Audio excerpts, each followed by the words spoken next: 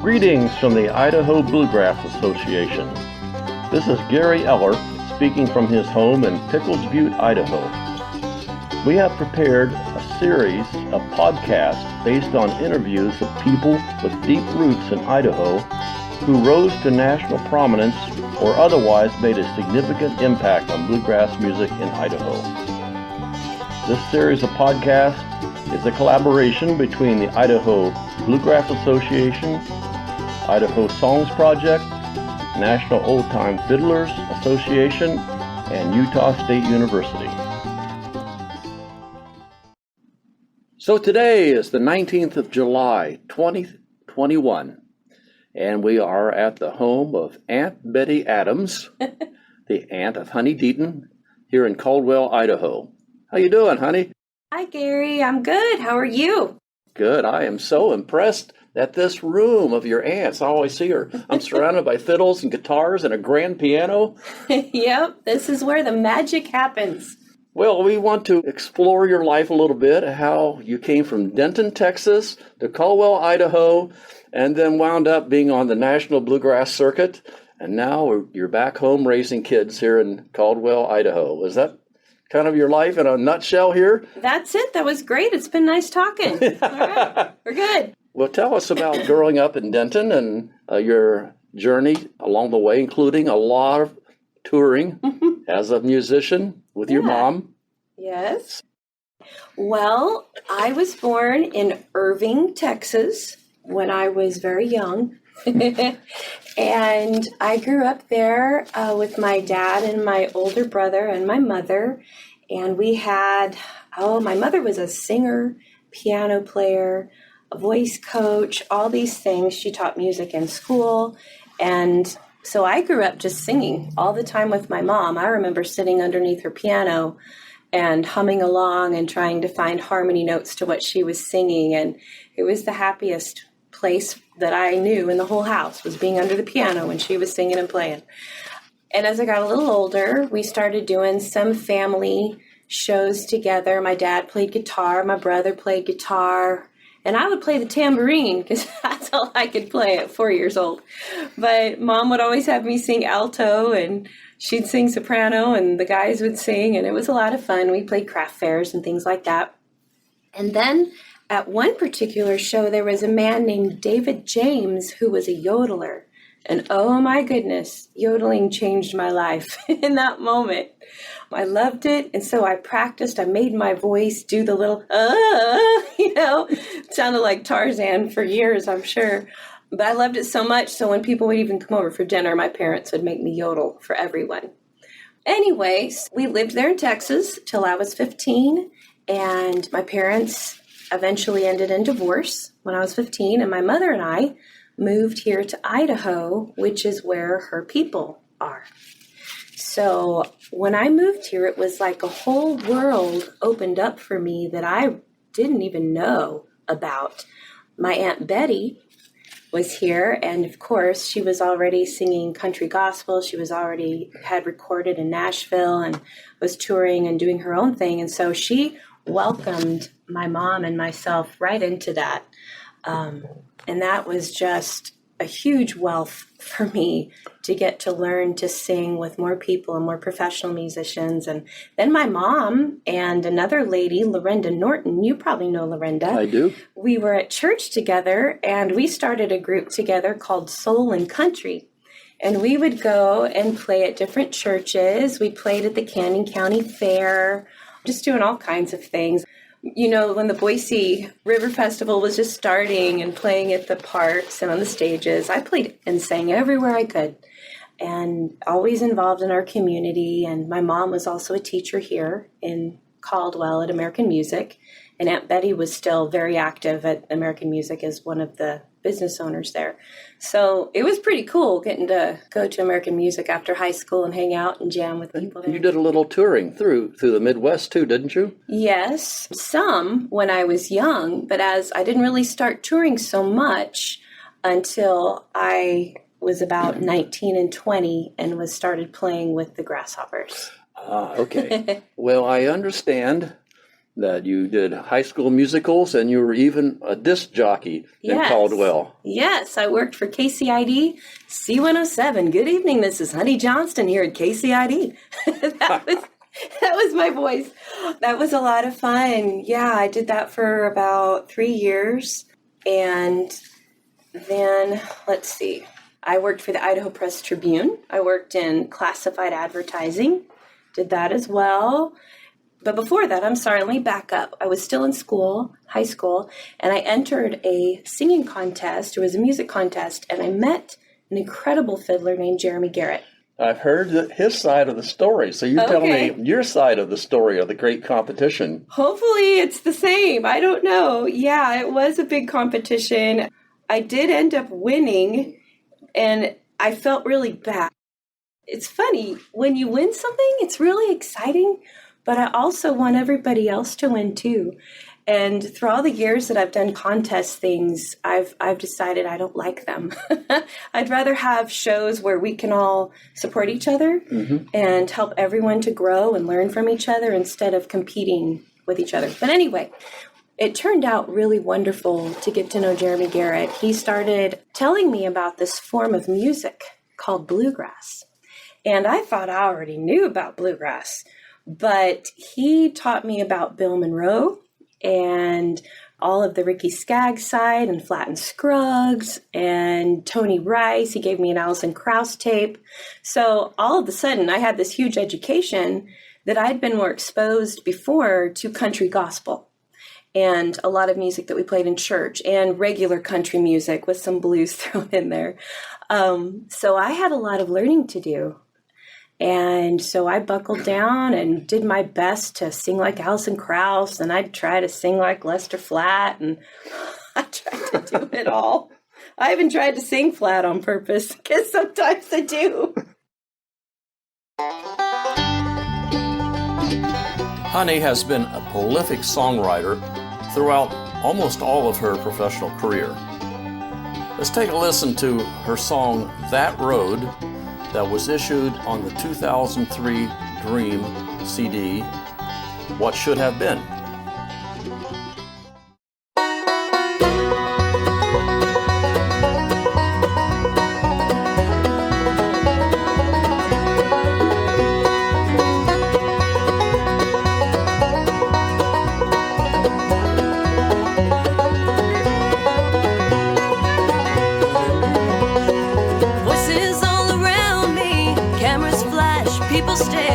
My heart is caught up in the lights. Autographs and radio, play another bluegrass show. I can't help but think of you tonight. That road keeps on calling my name, and the stars are shining just for me. At night when my head hits my pillow, I remember home.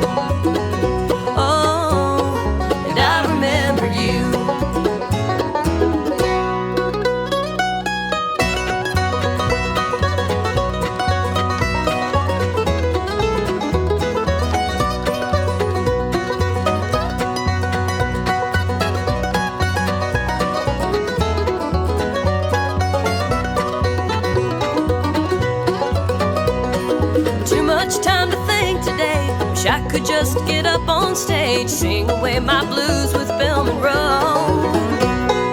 But the show won't start till 8. I'll have to sit and wait, watch my tears for you hit the floor.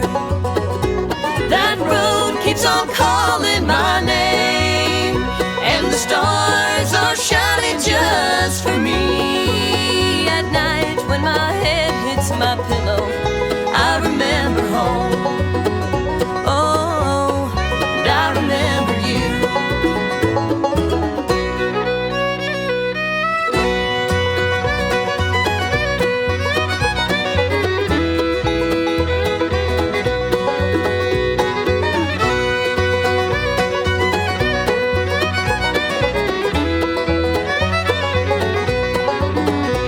That road keeps on calling my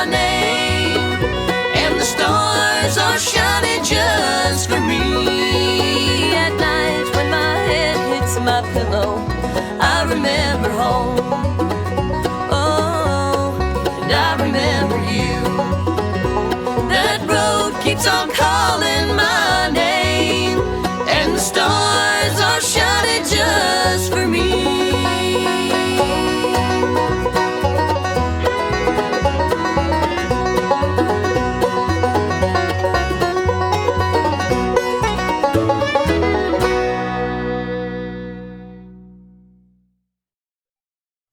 So Jeremy and his dad invited me to start kind of doing some music together. And Jeremy and I actually entered a contest together. And I don't remember if we won or lost. Isn't that funny? I remember it was really fun, and I remember what Jeremy wore, but I can't remember who won. But we had a good time. We were on the same side that time, playing music together. And as time went on, I was around them more and more. I was introduced to Randy Glenn and Keith Reed and Bill Lyles and Glenn. They were all playing at the Lock, Stock, and Barrel every Sunday night in Boise. And it was Bluegrass night on Sunday night. And I was only 19, so I could get in to sing on the stage, because it was kind of a lounge thing. Anyways, we started playing music more together. They invited me to Weezer. So we'd camp out there, we would play all night long. I mean, I remember one time the sun coming up, and I couldn't believe that we had stayed up all night playing music over there by Slocum Hall under the street lamp. It was a magical time. You know the Bulla family? You remember Brad Bulla and Luke Bulla? Yes. They used to be out there Luke a lot. Bulla was one of the Grand National champs. Yes. And he now is a Nashville session player, right? Yes, right. And their family, we were all really close. We'd have dinner together and jam together, and it was always a big musical family vacation kind of thing. That's awesome. Yeah. Well, we'll circle back around to Weezer a little bit. Okay. But let's continue on your trajectory here. I understand that you actually had a classical music scholarship. Yeah, I had an opportunity. I had studied classical singing. And so I was a first soprano in high school. Going through that, I could play piano. I'd taken lessons my whole life. So all through high school, that's kind of what I was sort of trying to prepare for professionally. I loved the opera and going to see things. Really? But, yeah. You could have been a diva. Yeah, I don't know. I don't think I would fit in very well. I'm too country, Gary. But I don't know. When you feel... I don't know, I had the opportunity, but I just was drawn so much to the roots music. I do enjoy classical music, but it wasn't feeding my soul. Does that make sense? Yes, it does. Yeah, so I didn't do that. I waited. I just worked out of high school, just waiting to see what is my path, what is the right opportunity, what do I need to do with my life? And, as it turned out, the guys ended up being the next step. It was Glenn and Jeremy and Randy, who I picked with a whole lot at Weezer and our relationship together. We formed a band called the Grasshoppers. We started entering band contests, and we started winning. You remember the Columbia Gorge? Yes, I do. Festival? At George. Uh-huh. At George, Washington. It was wonderful. It's a great place, great venue. Yeah, is it still going? Do you know? As far as I know, it is. Because it had shut down for a while. I don't know. I don't know. I remember seeing Mary Chapin Carpenter there one Yeah? time. Oh, wow. Yeah. Wow.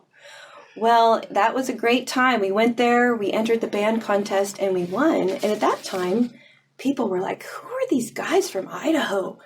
And it was so exciting to go in there. And here's Jeremy just fiddling his tail off. I'm singing, and Randy's playing banjo, and of course Glenn, he's such a high-energy rhythm guitar player. And we worked the single microphone, decided early on, if we're going to do this, it's high energy, and we're all in, because nobody wants to just see us come up and just stand around. I advise people who want to do the single mic thing, you need to practice that as well as the music, otherwise train wrecks. So you did the dance around the choreography, and man, we actually had rehearsals for that, so that we wouldn't run into each other. And I think my hair got caught in the banjo neck a time or two because my hair was really long back then. So I understand you also won contests in Colorado and Kentucky. Yes, we did. We entered the Pizza Hut International Contest, and we had to win preliminary contests in order to get to the finals in Louisville, which was held at IBMA. And so we did that. Super exciting. We made it all the way back to IBMA. We won that contest, and that was kind of our springboard for national touring. Who are these people from Idaho? I know, these Idaho spuds. Anyway, I feel like the potato is proud today. But it was a wonderful journey, wonderful adventure. Glenn was really good at promotion and at reaching out and calling people and helping to push our band forward, helping to make connections with different people for us. And we worked hard on our music. A band rehearsal wasn't just get together and pick for an hour. Yeah. You know, they would last hours. And Focused. Yes, focused. I mean, we'd work on one song and the harmony of it for hours. I mean, because we wanted our voices to sound like one, to really take it to that next level. Otherwise, it's a professional jam session. But we did work very hard together. And that was one really cool thing, was the work ethic everyone had in that band. And it paid off because you went back, you won in Colorado, Rocky Grass, right? Yeah. And you won in at IBMA. Yeah. I mean, how great is that? And then that caught the attraction of people back east. Mm-hmm. And the Grasshoppers were off and running, and they ran 8 years, right? We were off and hopping. Yeah. Yeah, and we had a wonderful ride. You know, we toured back east, we toured out west, everywhere we could, in California and Montana and Washington and the South, Georgia. I don't know, I can't name all the states. Sometimes it starts to blend together because it was at one of these shows. We were in Hoboken, Georgia, when I met Jeff Deaton. And my whole world flipped upside down. We fell madly in love. Within 6 months, we were married, and I moved from Idaho to Georgia. And that was soon the end of the Grasshoppers at that time, as we were. And Jeff and I wanted to play music together. And so it was too hard. I didn't want to leave Jeff and go hit the road and be all over. I was a newlywed. You know how life just kind of takes you down another path, and you make choices. And that was a choice I made, and I'm really glad. Jeff's a really wonderful man, and we're going to be married almost 20 years, coming up in November. Anyway, so I met Jeff. We were married within 6 months. We started our own group called Honi Deaton and Dream. And Jeff is the son of Ray Deaton, who had Deaton Entertainment at the time. And it's the legend in bluegrass circles as a bass player. Yes, a bass player. And a bass singer. It's a wonderful. He did all the bass singing on the Third Time Out songs and recordings, and very talented man. Honi Deaton has always been very open to performing materials from many different sources. Here she shows her country roots with a wonderful rendition of the Hank Locklin classic, Send Me the Pillow That You Dream On, that was issued in 1949. This track appeared on Dream's 2005 CD, Promise to a Soldier.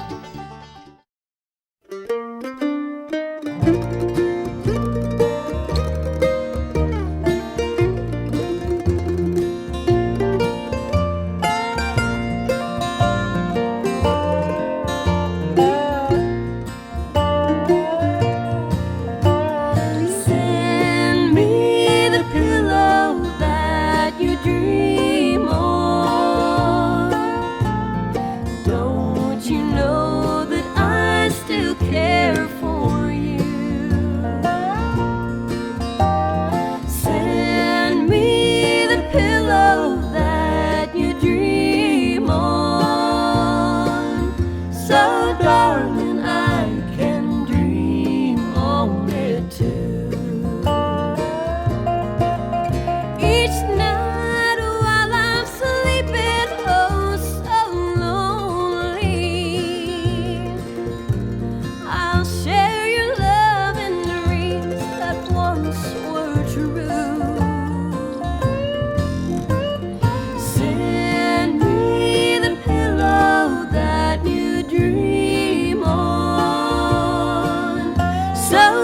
darling, I can dream on it too.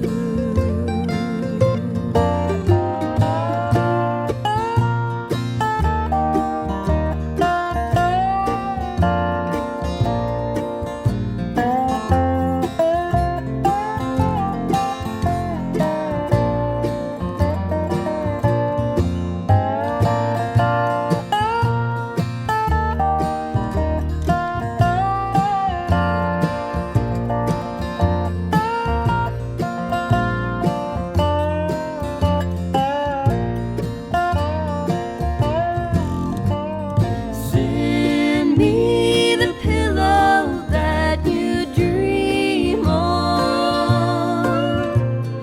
Maybe time will let our dreams come true.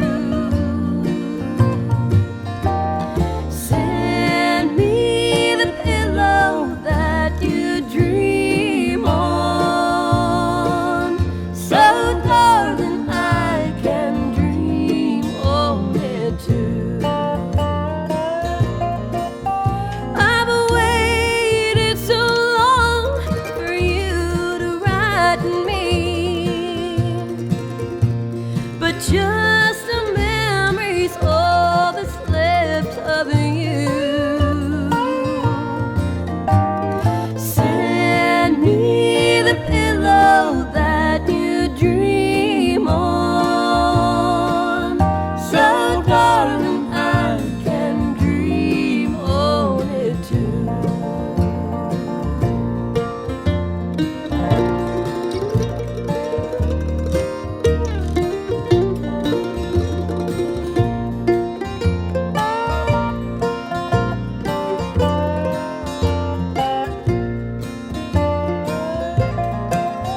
Each night while I'm sleeping, oh so lonely,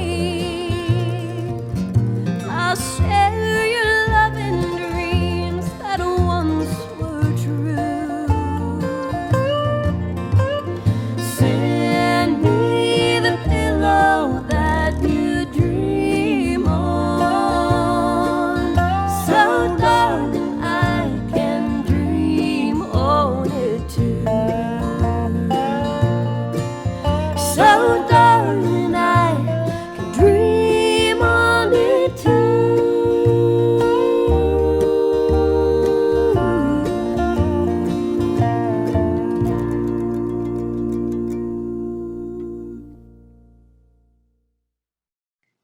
And you had other amazing play. I just learned today that Kristen Scott Benson was one of your banjo players along the way. Yep, I think about 2.5 years we played together.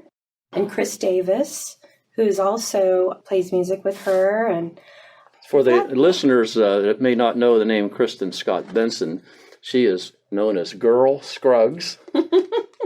And she's the 4-time winner of the IBMA Banjo Player of the Year and Yeah. won the prestigious Steve Martin Banjo Award in 2018. So That's right. That's right. And she's incredible and a really good friend. Really great girl. I had the opportunity to play with lots of wonderful people. It's interesting how, because when I married Jeff, we moved to Georgia, and in South Carolina, North Carolina, all the states are just close together. We're here in Idaho. To pick with someone, let's say from Montana, you'd have to drive 10 hours to get to their house. But where we were there, the band would be in North Carolina and different states, and they would drive maybe 4 hours to get to our house, and then we'd get on the bus and hit the road and go to shows. And we'd play 3 shows a week. We'd play Thursday, Friday, Saturday, go home Sunday. And sometimes the band would just come home and we'd just practice in the living room for 3 days, and then we'd hit the road Thursday morning again. funny things happen on the road. Can you share any anecdotes or human interest things? They don't have to be funny, but ironic Sure. things. Sure. I mean, most of everything you're not allowed to talk about, right? Well, we won't cover those. Well, you know, part of the cool thing about traveling all the time is things you get to see that you never really thought you would. You know, crossing into Canada, getting to tour Niagara Falls and riding in the Maid of the Mist, and our kids got to be with us. Well, Jeff's son Chase and our new baby Bo, who was tiny. I was 30 at this time. They had little blue life jackets to protect them. Have you seen people at Niagara Falls with the little raincoats on? It was hilarious. Anyway, things like that. But usually you're touring so quickly that you see stuff and you just pass by it. You're like, oh, kids, there's Big Ben. There's, like Chevy Chase and the Lampoons. Yep, there's the largest ball of string. That was great. Okay, here we go. So that part is cool, but it's also hard to not get to spend time seeing some of the things you really want to see. Because you have a gig you have to get to. You've got a deadline. Yeah. We played in Ohio one night, a concert on the river, and then we had to drive all night and get to the state of Maine. And we had a show the next day in the late afternoon. And man, we drove, and we were driving the bus, and we only had 2 people who could drive it. So they would take turns driving, sleep a couple hours, take turns driving again. And we had a cell phone, and we called the promoter and said, we're going to be 30 minutes late. There's nothing we can do. We've driven nonstop. They said, that's okay. They arranged the schedule a little bit. And so we got dressed, running down the road. We pulled up right behind the stage, jumped off the bus, ran up on the stage, and played our show. It was crazy. So things like that happen. I remember one time, it was early on when Jeff and I first started, and we had a young man named Jamie Pittman playing guitar with us for a while. And we were driving, and we'd been driving all night, and early in the morning we stopped at a rest stop. We get this phone call, and it's Jamie Pittman, 2 hours back down the road. And we called him Dude, but the town we left him in was Saginaw, Michigan. Oh, wow. So we have this song that we made up. We left old Dude in Saginaw, Michigan. So anyway, those things happen, but I think we only left someone one time. Probably had a head count after that, huh? Totally, yes. We were more careful. And Jeff, we had to keep an eye on him. We call him GPS Jeff, because he's been known to get on the interstate after a truck stop going the wrong way. Oh. Take us back down the road. So he definitely needs somebody to help him. Somebody riding shotgun. He needs a shotgun rider, definitely. In 2009, Honi Deaton and Dream issued the CD, The Other Side. That project contained this next track, Wasted Memories, another song written by Honi.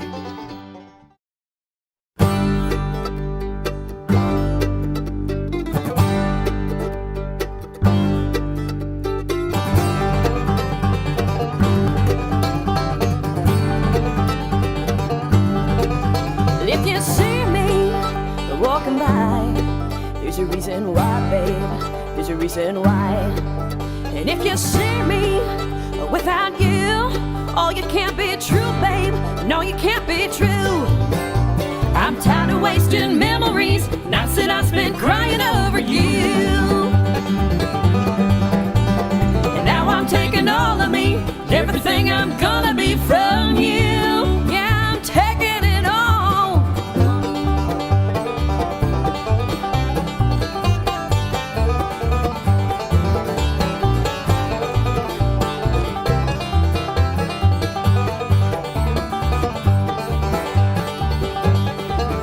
You won't see me back around.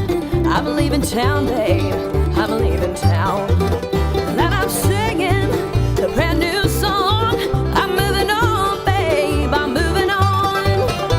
I'm tired of wasting memories, nights that I spent crying over you. Now I'm taking all of me, everything I'm gonna be from you. Yeah, I'm taking it all.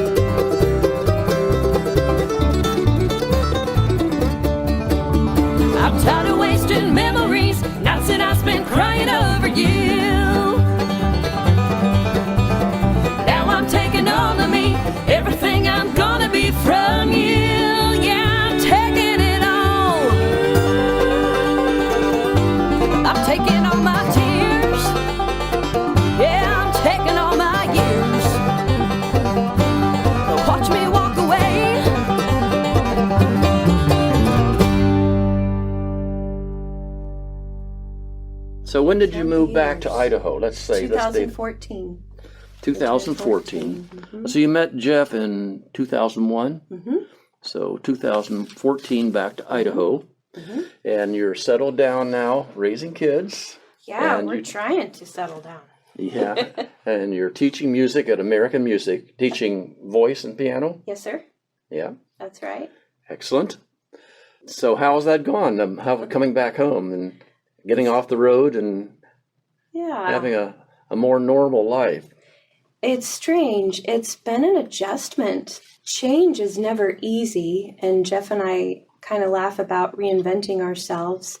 But we came here to be close again with family and raise our boys. And Finn was a 9-month-old baby when we moved here. He's just 7 years old now, our youngest. And just traveling on the road all the time was really difficult. It's hard to raise kids and give them everything they need. Very, very hard. Yeah. Just hard enough if you're landed. Yeah, man. Yeah.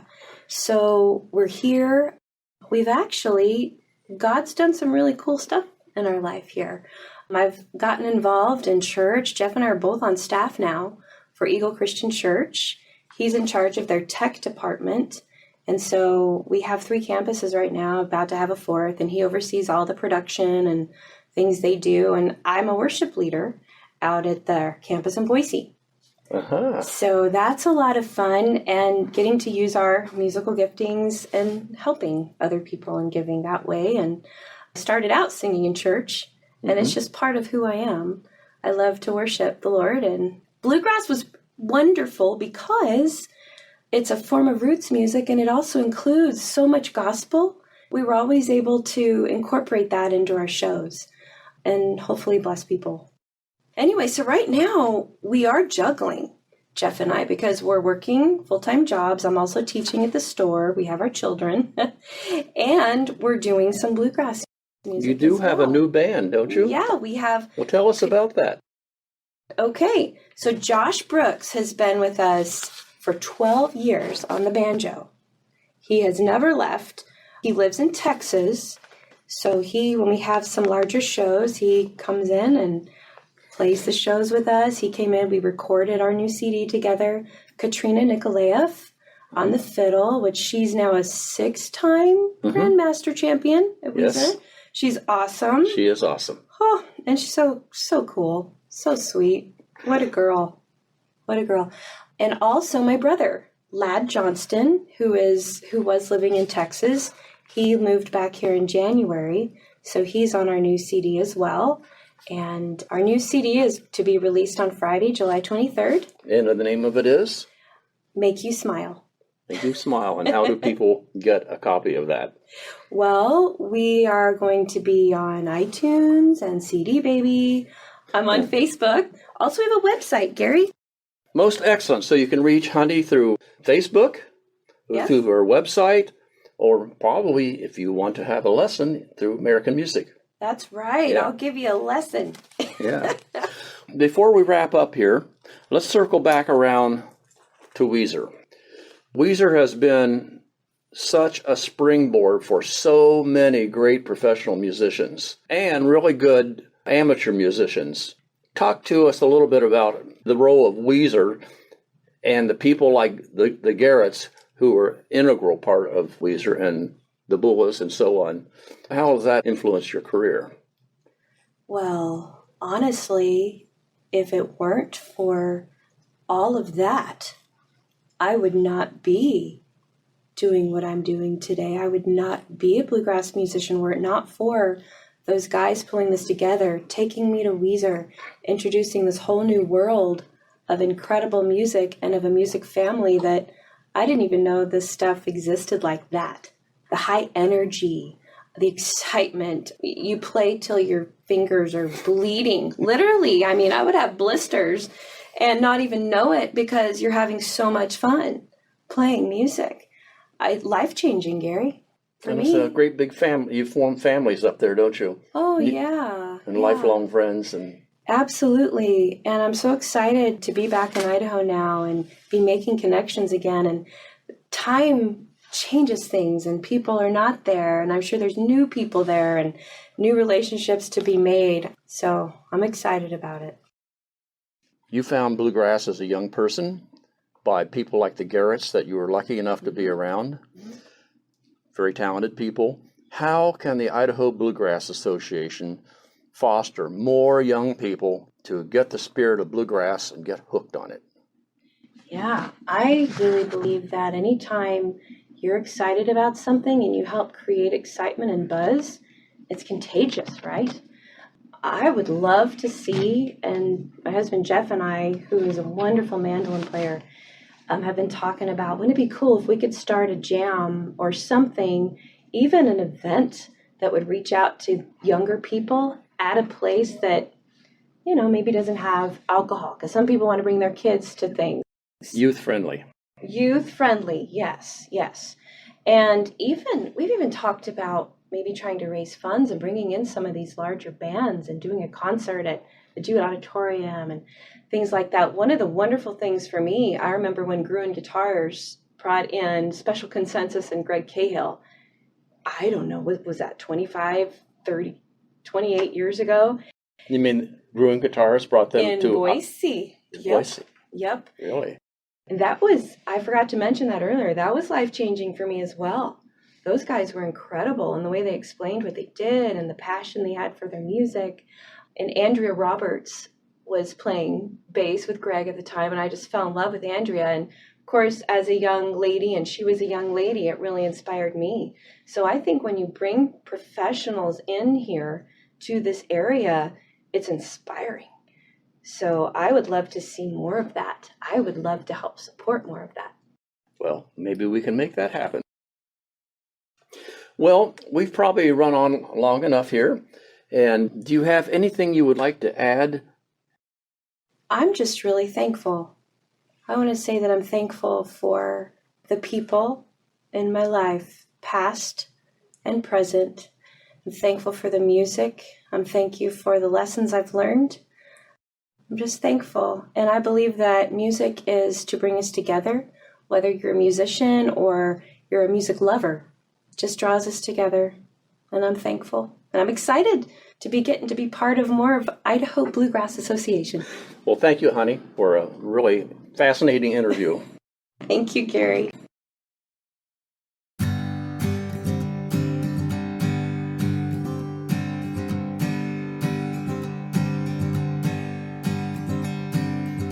Busted flat in Baton Rouge, waiting for a train. I was feeling nearly faded as my jeans. Bobby thumbed a diesel down just before it rained. It carried us all the way to New Orleans. Well, I pulled my harp out of my dirty red bandana. I was playing soft while Bobby sang the blues. Windshield wipers slapping time, I was holding Bobby's hand in mine. We played every song the driver knew. Freedom's just another word for nothing left to lose. And nothing ain't worth nothing, but it's free. And feeling good was easy when Bobby sang the blues. Feeling good was good enough for me.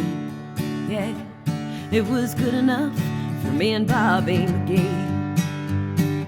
From the coal mines of Kentucky to the California sun, yeah, Bobby shared the secrets of my soul. Through all kinds of weather, through everything we've done, yeah, Bobby, he kept me from the cold. Then somewhere near Salinas, so I let him slip away. He was looking for that home I hope he finds. But I trade all my tomorrows for one single yesterday, to be holding Bobby's hand in mine. Freedom's just another word for nothing left to lose. And nothing ain't worth nothing, but it's free. Feeling good was easy when Bobby sang the blues. Feeling good was good enough for me. Yeah, it was good enough for me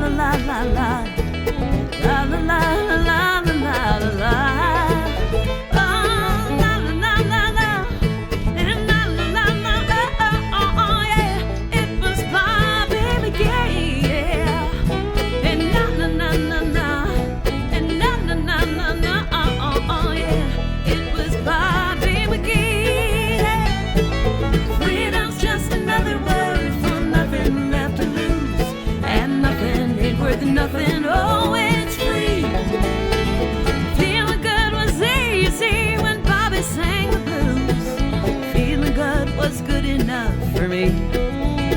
Yeah, it was good enough for me and Bobby McGee. Busted flat in Baton Rouge, waiting for a train.